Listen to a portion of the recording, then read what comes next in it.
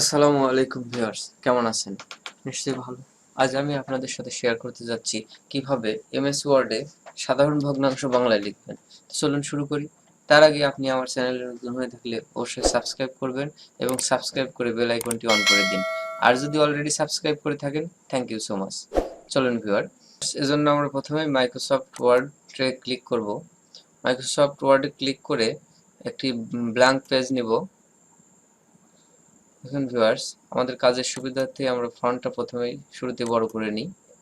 আমরা এতদিন যেভাবে সাধারণ ভগ্নাংশ লিখতাম, ইনসার্টে গিয়ে ইকুয়েশনে ক্লিক করতাম এবং আমাদের সামনে এরকম পপ আপ আসতো। সেখান থেকে এক্স বাই ওয়াই এই ফ্র্যাকশনে ক্লিক করে আমরা যে মডেলে লিখতে চাইতাম সেই মডেল নিতাম।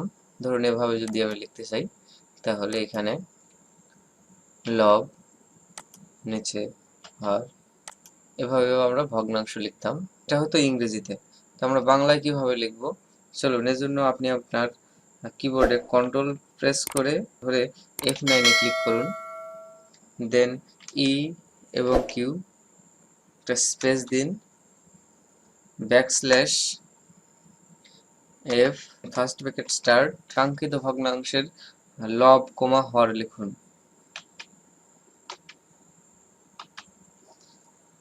এবং ফার্স্ট ব্র্যাকেট ক্লোজ। তো ভিউয়ার্স, আমরা কিন্তু এখনো আমাদের বাংলায় ভগ্নাংশ পাইনি।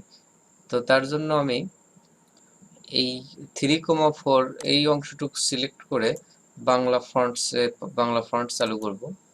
ভিউয়ার্স, এরপরে মাউসের রাইট ক্লিক করে টাগল ফিল্ড কোডসে ক্লিক করব।